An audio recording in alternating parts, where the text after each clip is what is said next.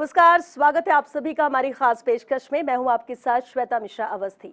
आज उच्च शिक्षा का गौरव है university of engineering and management UEM. UEM means good education good jobs.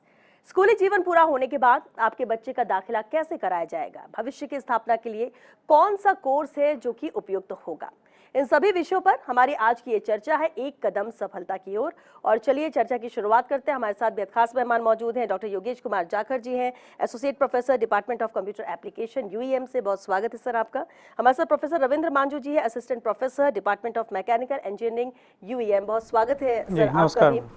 Doctor Yogesh, मेरा सवाल सबसे पहले आपसे ही रहेगा, क्योंकि हम भविष्य के लिए जब बात करते हैं कोडिंग, और आज का वक्त है एआई, डेटा साइंस और साइबर सिक्योरिटी के मद्देनजर बात करें, और क्योंकि हम अलग अलग कोर्स पे बात कर रहे हैं, एमसीए को लेकर कितने प्रिपेयर आप लोग हैं या स्टूडेंट्स को प्रिपेयर कराते हैं भविष्य के मद्देनजर कि उनके लिए वो मददगार साबित हो?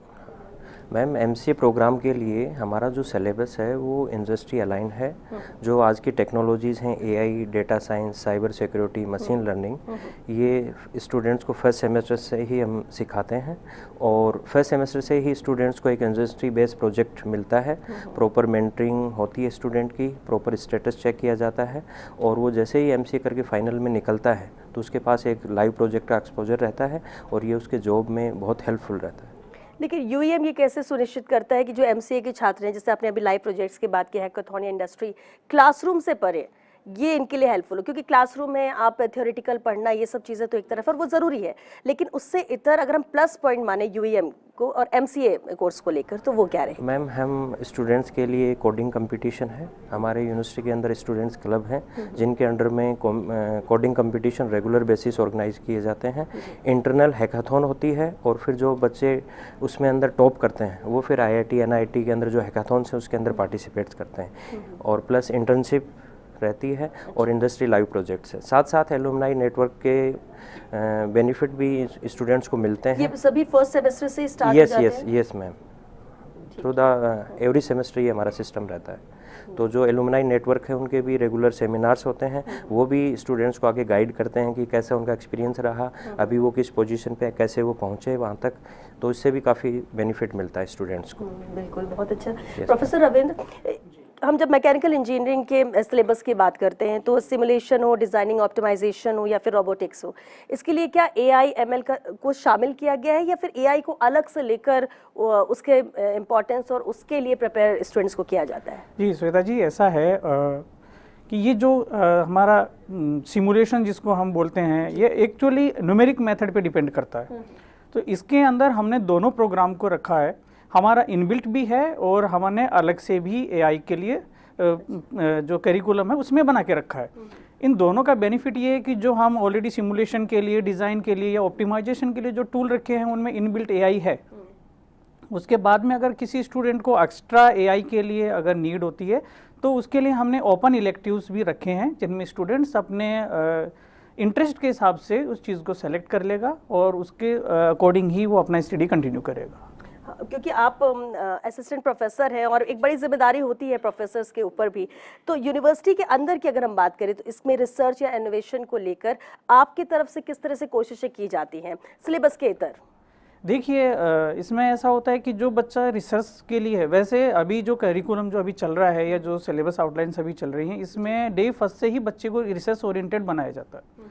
इसके अंदर जो हमारा जो हार्ड वर्क रहता है या जो फोकस हम जिसको बोलेंगे, वो हमारा रहता है कि हम बच्चे को डे फर्स्ट से इस चीज़ के लिए प्रिपेयर करें। हम डे फर्स्ट से उनको बताते हैं कि किस तरीके से आपको लिटरेचर रिव्यूज़ करने, किस तरीके से आपको रिटर्न वर्क करना है, कहाँ से आपको पेपर्स कलेक्ट करने हैं, कौन से जर्नल्स होते हैं जो गुड क्वालिटी के हैं, उसके बाद में आपको पेटेंट उस पर कैसे लिखना है, राइटिंग वर्क आपको कैसे करना है, ये सारा हमारे एफर्ट रहेंगे। इसके बाद में हमने बच्चों के लिए जो हमारी लाइब्रेरी है उसके अंदर हमने जर्नल्स पेपर रखे हुए हैं, वहाँ से बच्चे उनके हेल्प से लेते हैं। इसके साथ में हम और university of engineering and management बच्चों को फ्री ऑफ कॉस्ट जो है लाइसेंस प्रोवाइड कराता है डिफरेंट जर्नल्स के, जहाँ पे वो गुड जर्नल्स को डाउनलोड करें, उनको रीड करें और उसके थ्रू जो है आगे बढ़ें।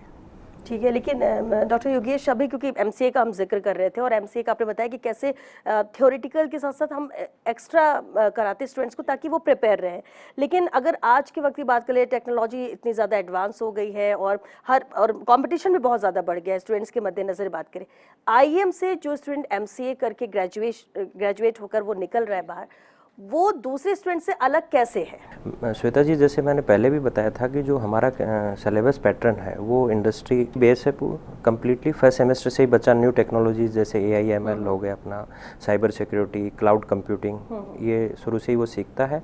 और जैसे जैसे सेमेस्टर की प्रोग्रेस होती रहती है उसको लाइव प्रोजेक्ट मिलते रहते हैं, उस पर वो प्रोग्रेस अपना स्टेटस एंड सेमेस्टर एग्जामिनेशन के थ्रू अपना वो प्रेजेंट करता है। उस और प्रॉपर मेंटर मेंटी सिस्टम भी हमने बनाया हुआ है जिससे वो प्रॉपर अपने प्रोजेक्ट गाइड के अंडर में रहता है। साथ साथ हमारा जो सिलेबस है उसके अंदर ESP STP 2 कोर्सेज शामिल किए गए हैं जिसमें स्किल बेस्ड है, और सेकंड वाला है अपना एप्टीट्यूड रीजनिंग।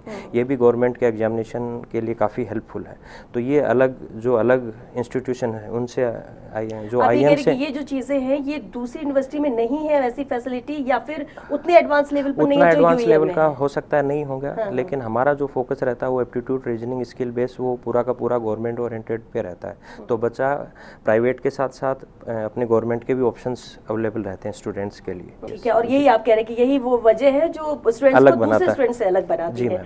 लेकिन प्रोफेसर रविंद्र, क्योंकि हम बात कर रहे हैं मैकेनिकल इंजीनियरिंग की और दूसरी, लेकिन एक खास बात UAM की जो जानकारी मिली कि आप लोग इंटरनेशनल कॉन्फ्रेंस कराते हैं USA, UK, ऑस्ट्रेलिया और दुनिया भर में अलग अलग देशों में जाके। इससे स्टूडेंट्स को कितनी हेल्प मिलती है, कैसे इसका पॉजिटिव इम्पैक्ट पड़ता है? देखिए मैम, इसमें क्या होता है, जब बच्चा हायर एजुकेशन में एंटर होता है, फर्स्ट ऑफ ऑल वो 12th क्लास के बाद में आता है, उसको पता ही नहीं होता कि मुझे अप्रोच कहाँ करनी होती। University of engineering and management में आने के बाद में बच्चे को ये अपॉर्चुनिटी मिलती है कि वो एक फॉरेन कंट्रीज़ में जा कर के अपने पेपर पब्लिकेशन, अपने रिसर्च को शो कर सके। इसके लिए जो बच्चे का जो डेवलप होता है उसके साथ में जो बच्चे का एक नेटवर्क बिल्टअप होता है। नेटवर्क बिल्टअप को मैं यहाँ बोलूँगा कि एक फॉरेनर रिसर्च है या एक जो टॉपिक जिसमें एक बच्चा आज रिसर्च कर रहा है उसके साथ में वो चाहता है कि मेरा किसी बड़ी रिसर्चर के साथ में कॉन्टेक्ट हो, तो ये कैसे पॉसिबल होगा? ये तो पॉसिबल तभी होगा जब वो उनके साथ में इंटरेक्ट करे। इसके लिए उसको बाहर जाना पड़ेगा। तो university of engineering and management ये अपॉर्चुनिटी प्रोवाइड कराता है कि बच्चा अपने रिसर्च को प्रेजेंट करने के लिए अदर कंट्रीज में जा सकता है। वहाँ पे वो बैठ करके उन रिसर्चर्स और उन साइंटिस्ट के साथ में जब वो एक नेटवर्क बनाता है, वो नेटवर्क जो उसने बिल्टअप किया है वो उसका एंटायर लाइफ उसके साथ में रहता है और उसके पर्सनल ग्रोथ को ये कहूँगा मैं कि वो 100 टाइम पुश कर देता है। क्योंकि वो जो नेटवर्क जो बिल्टअप किया है वो अपने एंटायर लाइफ में जब भी उसको कभी किसी चीज़ का नीड होगा या रिसर्च रिलेटेड जो भी उसको इन्फॉर्मेशन चाहिएगी, दे विल प्रोवाइड। तो ये कोर्स के साथ ही है क्या ये फैसिलिटी, जी। या फिर ये ऑप्शनल है कि किसी स्टूडेंट को अगर ऐसा चाहिए तो वो उसमें शामिल? नहीं मैम, हमने जो है यूनिवर्सिटी का हमारा पूरा जो एनवायरनमेंट है वही ऐसा सेटअप करके रखा हुआ है कि बच्चा डे फर्स्ट से ही रिसर्च ओरिएंटेड हम करने की कोशिश करते हैं जिससे बच्चा रिसर्च वर्क करिए। देखिए, हायर एजुकेशन का मतलब तो ये नहीं है कि हम ओनली ऑन आए, एग्जाम दी और पास होके चले गए। उसने क्या किया, क्या उसने सोसाइटी के लिए किया, क्या उसके बेनिफिट्स आए सोसाइटी को। कि जो एक इंजीनियरिंग की फॉर एग्जांपल अगर एक बच्चा इंजीनियरिंग करता है वो सोसाइटी को क्या दे रहा है आफ्टर 4 ईयर? जब तक वो रिसर्च नहीं करेगा वो नया कुछ दे नहीं सकता। तो रिसर्च के लिए ये ज़रूरी होता है कि वो एक साइंटिस्ट के प्रॉपर नेटवर्क में आए, और इस नेटवर्क में आने के लिए उसको जो हमारी जो फॉरेन कॉन्फ्रेंसेज हैं वो बहुत हेल्पफुल होती हैं, और ये बच्चे के पर्सनल ग्रोअप के साथ में यूनिवर्सिटी के ग्रोअप के लिए बहुत बेनिफिशरीज होती हैं। बिल्कुल, और ये बहुत इंपॉर्टेंट में जैसे कि डॉक्टर योगेश आपने भी बताया कि अलग अलग थ्योरी के अलावा भी, लेकिन ये पेरेंट्स कैसे समझे? क्योंकि देखिए नया सेशन भी शुरू हो रहा है, जो बच्चे हैं वो तो जान रहे हैं कि यूनिवर्सिटी में आने के बाद क्या क्या है, और ये चुनना ये बहुत बड़ी एक एक्सरसाइज होती है कि 12th के बाद आप निकल के किस यूनिवर्सिटी में जाएँ, कहाँ पर पहुँचे जहाँ उन्हें बेनिफिट मिलेगा। आप क्या मानते हैं कि आज के वक्त में थ्योरी के साथ साथ हम क्या पहले दिन से ही हर यूनिवर्सिटी के लिए एक मैसेज है कि आपको स्टूडेंट्स को ऐसे तैयार करना चाहिए, ना कि मोस्टली होता है कि जब लास्ट सेमेस्टर में 1-2 सेमेस्टर होता है तब फिर ऐसी तैयारी या प्लेसमेंट कराते हैं?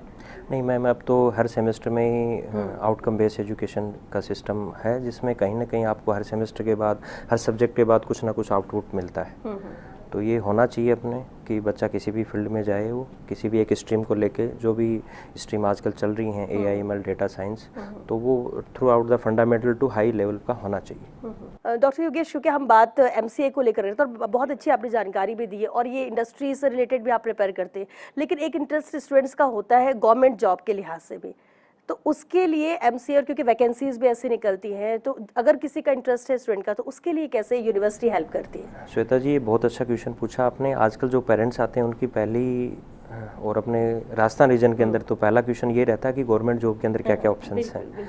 तो एमसीए किए हुए स्टूडेंट्स के लिए अपने राजस्थान गवर्नमेंट के अंदर एक तो भी टीचर की वैकेंसीज़ जो निकाली हैं स्कूल लेवल पे, तो उसके अंदर बच्चा अप्लाई कर सकता है। जो सारा सिलेबस रहता है उसी करिकुलम के अकॉर्डिंग है। वहाँ पे रीजनिंग का, स्किल का वो रहता है और साथ साथ कोडिंग कंपटीशन वगैरह का जो भी सिलेबस है अपने पास प्रोग्रामिंग को लेके जो उस एग्जामिनेशन के साथ पूरा का पूरा मैच करता है वो वाला इंक्लूड किया हुआ है। साथ में एक इंफॉर्मेटिक असिस्टेंट आईए की वैकेंसी भी निकलती है, वो भी काफ़ी बेनिफिशियल है एमसीए स्टूडेंट्स के लिए।